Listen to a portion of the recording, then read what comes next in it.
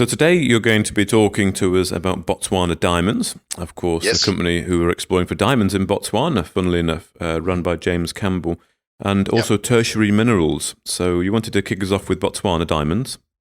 Yeah. Let's start with Botswana, Mark. Botswana Diamonds are a long-standing company, been around for many years, and the company is worth currently 8.6 million, trading at 0.99p. It's had quite a good run, and I think you can say with Botswana, looking at the share price, it's not been overly affected by the downturn and the battering that so many of the juniors have taken recently. Shares have traded at a high of 1.7p, a low of 0.78p, but certainly there has been some very strong developments across the group's portfolio of assets, which have, I think, helped to support the share price. But even so, given the downturn, I think they still offer fantastic value. So if you look at the Botswana Minerals website, you'll see Botswana are, they term themselves as junior explorer, and their strategy is to go where the geology is best. That's what they say on the website.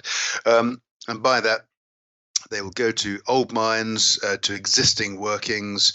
They'll identify what are called diamondiferous kimberlites. And what are kimberlites? Well, a kimberlite is it's the term for igneous rocks that contain diamonds.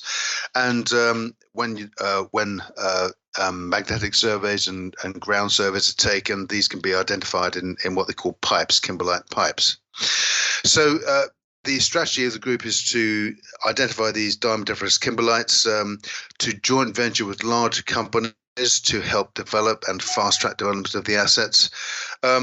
So the company was really came about. It evolved from the team that was involved in the discovery and sale of the Karo diamond mine by Africa Diamonds, which was then sold to $90 million to the Karo Diamond Corporation in 2010.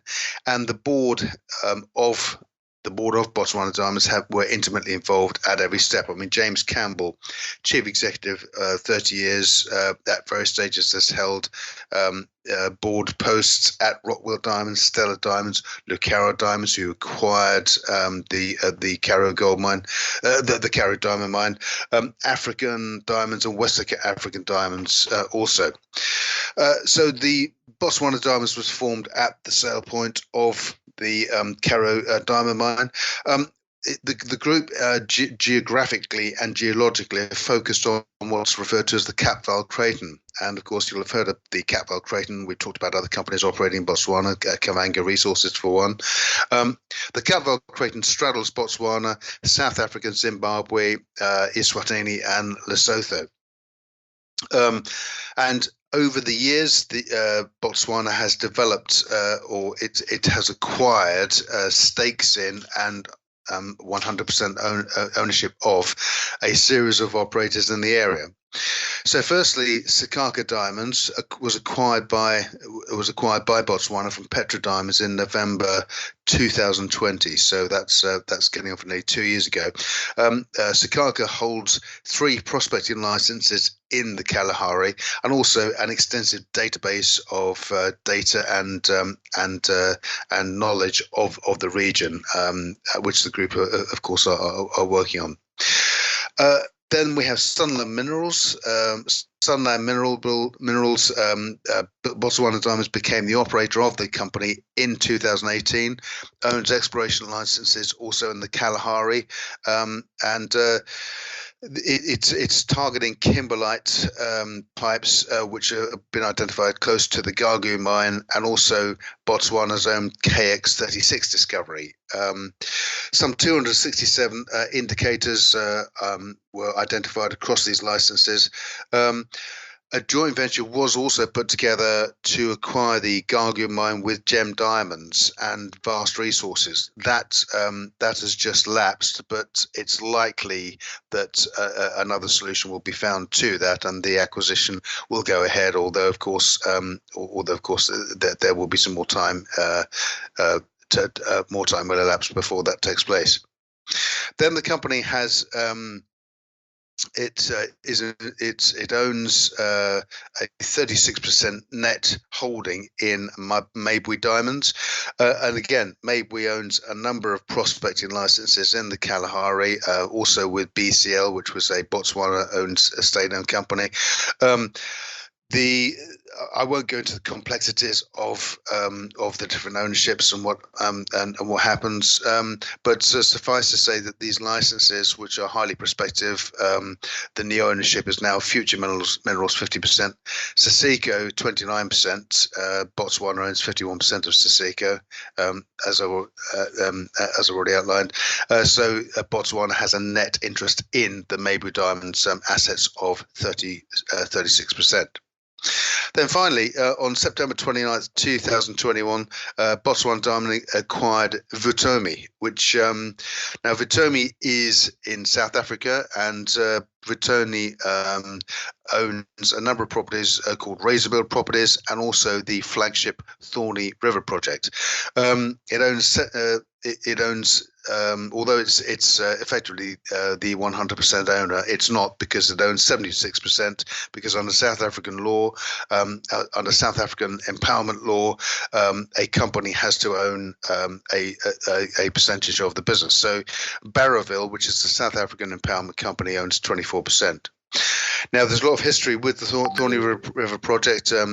James Campbell, of course, worked on the Thorney River project back in the 90s. So he's been involved and engaged in the region for many, many years. And I think this is what sets Botswana Diamonds apart. You've got a team in James Campbell, and of course the chairman John Teeling.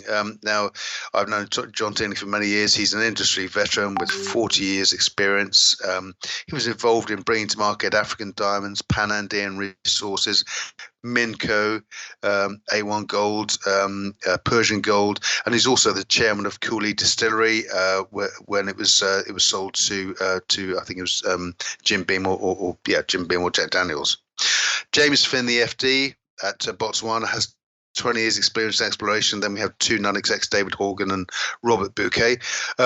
So with Thorney River, this is the news that the company's released so far this year, I think, has not only helped to support the share price, but it's actually building into something that's hugely exciting and could have huge value.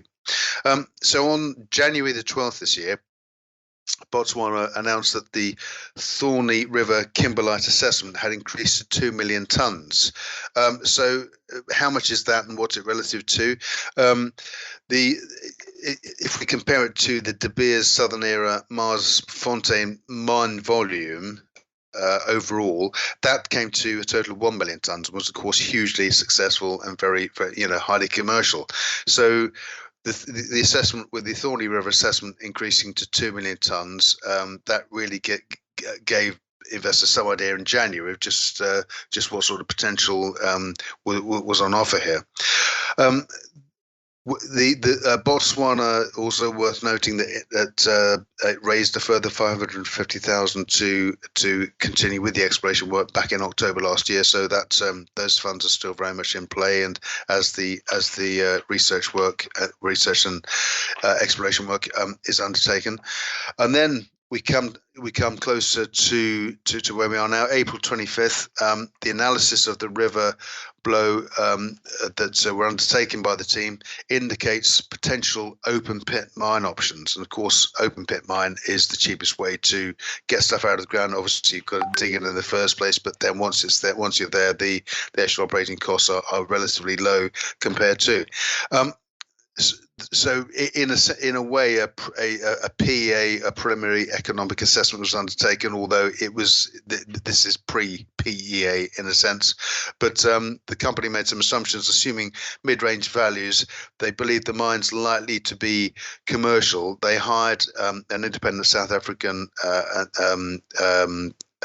research firm called Practara, who based on the data they had, estimated that there would be the average grade that would come out would be some 170 carats per ton, with a recover grade of 40 carats per 100 tons. And that's across a resource of some 1.7 million tons. So down from the 2 million tons, but a conservative assessment. So again, there's some idea of the scale and potential there.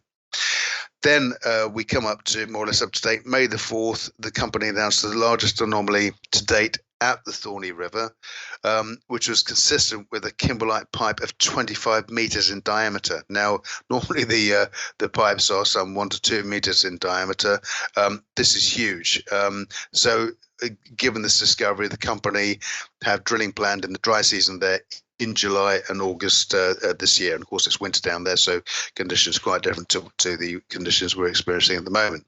So there's real excitement around this, and the share price, I think, has drifted slightly low, but we're still off year lows of 0.78. We're just trading, as I'm looking at the moment, at 0.92p.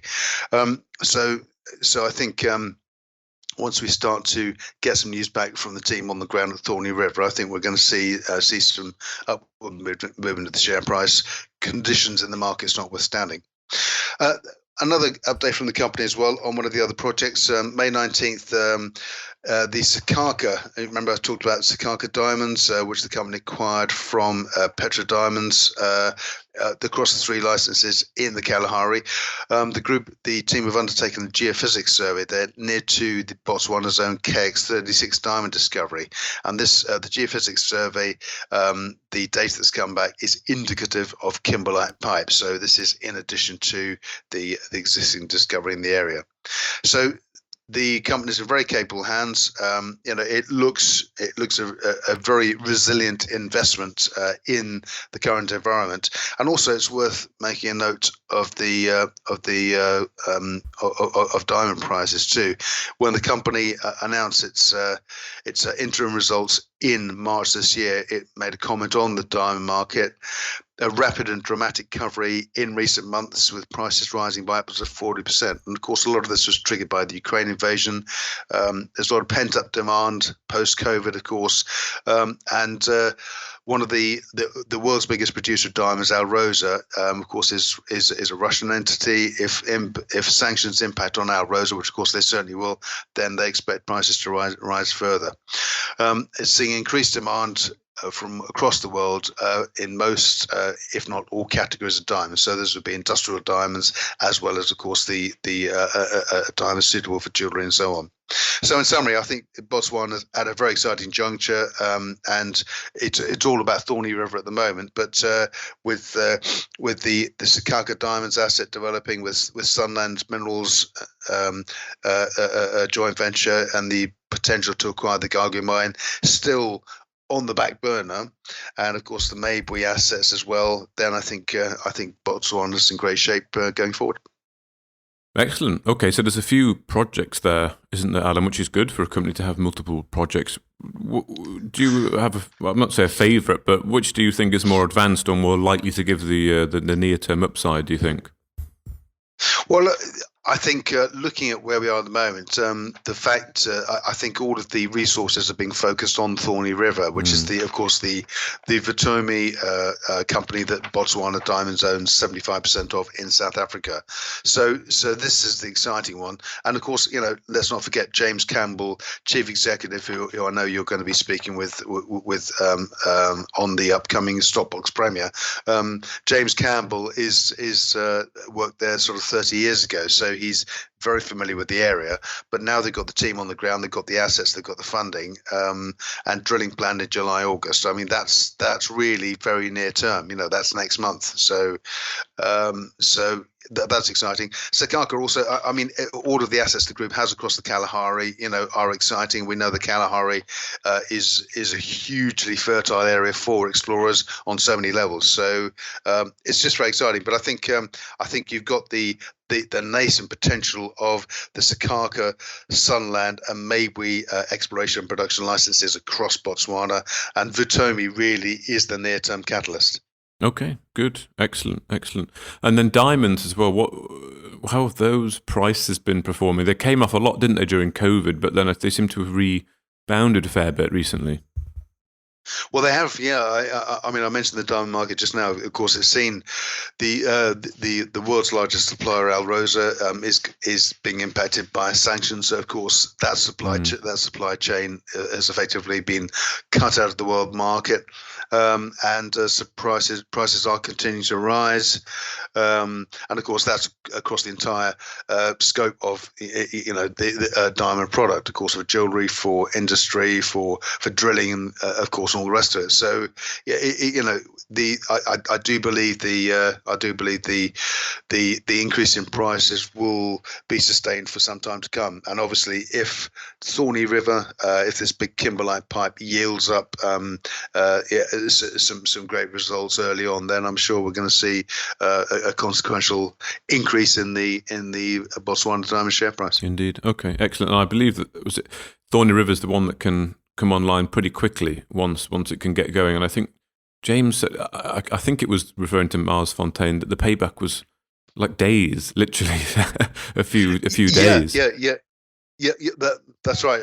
I think with the Mars Fontaine discovery, it was literally payback within 1 or 2 days. What they found there covered the cost of exploration, covered all of the investment into the grades, everything else. So once the team starts on the ground in July, we could get some news on that pretty rapidly. And obviously, if that payback is pretty immediate, then given the size of this asset, they are literally scratching the tip of the iceberg. So it's a very exciting time. It is, yes. And James Campbell, I like James. He's very active on Twitter, putting pictures up. And he's very active on LinkedIn as well. His LinkedIn profile is one of the most comprehensive LinkedIn profiles I've ever seen. He takes that quite seriously. So James is a good CEO to follow and keep up to date with what's going on the ground. So yeah, I like Botswana Diamonds personally, and looking forward to seeing how that develops. So thank you for presenting the investment case there for us, Alan. So on to tertiary minerals.